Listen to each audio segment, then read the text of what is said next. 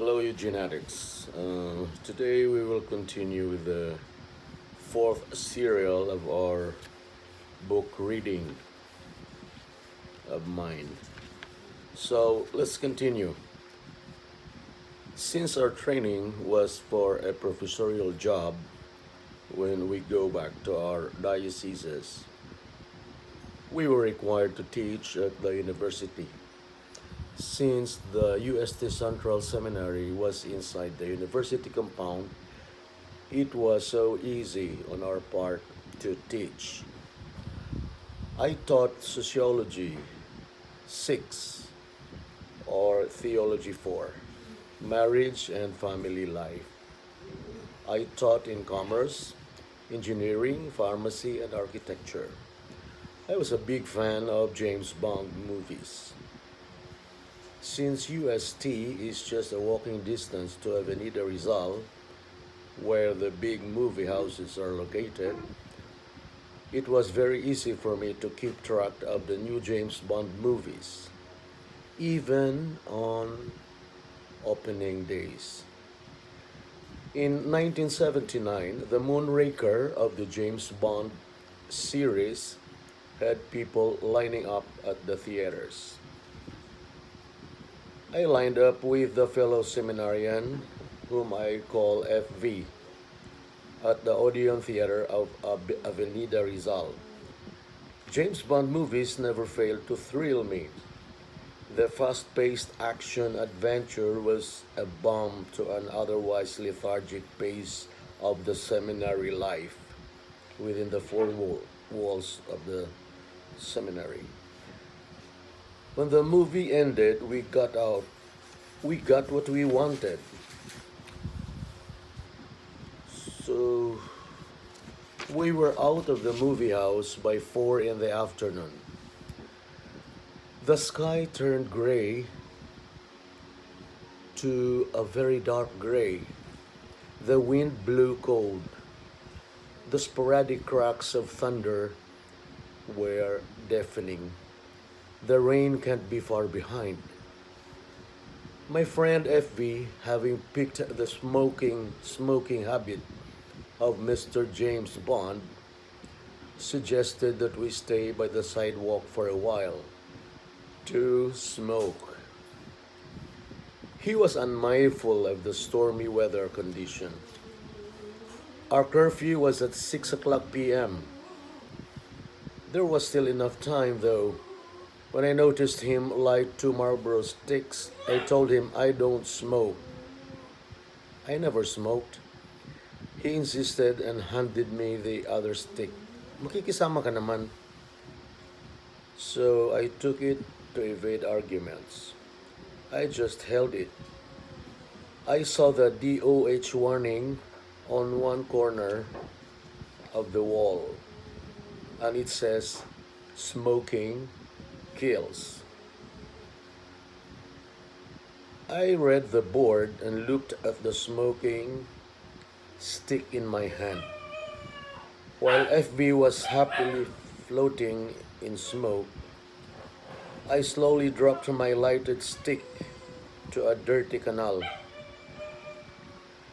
No, it was not a dirty canal. It was a very, very dirty canal. Then a man in white t-shirt, long pants and rubber shoes bent down and picked up the lighted cigarette that I threw. He told me I broke an MMDA ordinance on no littering. He said Mrs. Imelda Romales Marcos, the First Lady and Metro Manila Governor, was very strict on littering. I looked around Avenida and told myself, this man is a liar. There was dirt all over the place. His white rubber shoes was bathed with slimy used car oil. He said, "Come with me to the city jail and explain yourself to the colonel. Start looking for a lawyer. You'll be tried in court." I told myself, was that his usual script to intimidate shirtless, barefoot pickpockets. There goes our 6 p.m. curfew, I told myself. FB, my companion, grew very, very pale despite his moreno complexion. I told FB to go back to the UST seminary and look for a priest. He didn't want to lose one more vocation to priesthood. And now this is the chapter 3 of the book. No one wants to be jailed. No, not me. I was brought to the Quiapo City Jail in Oroquieta, and ironically, this jail is just a stone's throw away from the University of Santo Tomas, where our seminary was located. The man who apprehended me was gone as fast as the rains dropped.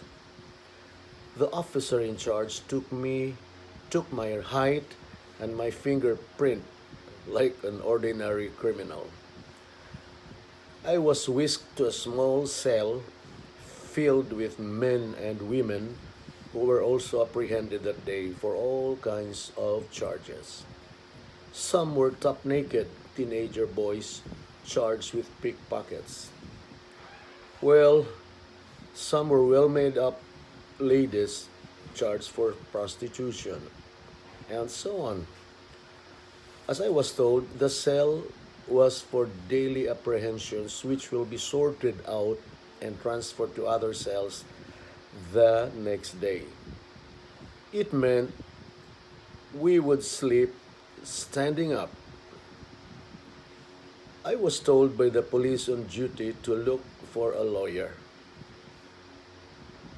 I would be tried in court, as I said, the following day. I tried to squeeze in myself to the rear part of the cell to look for the toilet. When I found it, I freaked out. The toilet bowl was filled with human waste. It was fa- it was it overflowed to the floor, and nobody seemed to mind the foul odor. Nothing can be done anyway. A well made up lady squeezed in to approach me. She was wondering why I was apprehended, what I was apprehended for, because I wore well ironed polo shirt and tucked in properly. My leather shoes, though, was wet but shiny. Her eyes scrutinized my hair, my face, my Seiko watch, and my Levi's 101. I didn't look like I was a lawbreaker, much more a criminal. I told her I was in for littering. She told me that she was a single mom and she was apprehended for prostitution. I was the last one to enter that small, dirty cell to stay all night. At the back of the cell, there was a very small grilled window high up near the ceiling. I saw a man climbed outside the small window rather, to talk to a newly apprehended man inside. I heard it was very, heard it very clearly. That man outside was trying to negotiate money for freedom. For everyone inside, they heard that since this morning, and nobody reacted except me. Nobody cared. Perhaps freedom for money was an impossible concept in their tired minds. The colonel's name cropped up in every sentence of the man outside the window. The colonel was the key to freedom. How much can you afford? You must now be asking. I left that pathetic place. At 9:30 p.m., I heard a commotion at the sala of the jail where the big desk was situated on the wide wooden platform where the police on duty was seated. There was shouting and banging of tables. I squeezed in to move to the front area of the cell where I could see the commotion. There I saw a blond, hairy man in Barong Tagalog, banging his hands on the table in front of a uniformed police officer on duty. He shouted, "Where is my seminarian? You have him inside. Here's money. You want money? Release my seminarian. Money is what you want." What I saw and heard made my stomach grumble. The blond man in Barong Tagalog was Father Bonifacio Garcia Solis, OP. He was one of our priests in the UST Central Seminary. What I saw next made me laugh. He was trying to pull the collection of keys of the cells from the police on duty. The police did not release it. Father Solis took out more 100 and 500 peso bills and scattered them on the table. "I know money. I know that's what you want." The police released the bunch of keys to Father Solis. The police hastily gathered the scattered bills on his table as Father Solis darted to look for me. He was wet the all over him. He was wet because it was raining. That lady talking to me asked me why my father was blonde and I was not. What got stuck to my mind and to my ears up to now is the sound of the metal against metal as Father Solis started to open the lock of the cell.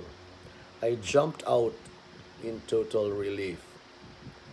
I could not sleep that night, not because I was detained in jail, but because Father Solis told me that he would announce it to the whole community the next day after lunch.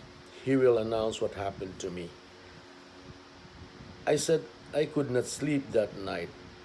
I could not eat my lunch, but he did not do it. We became better friends. Nobody wants to be jailed. So, eugenetics, let's end it there until the next Wednesday. Thank you, good night, and God bless us all. I love you.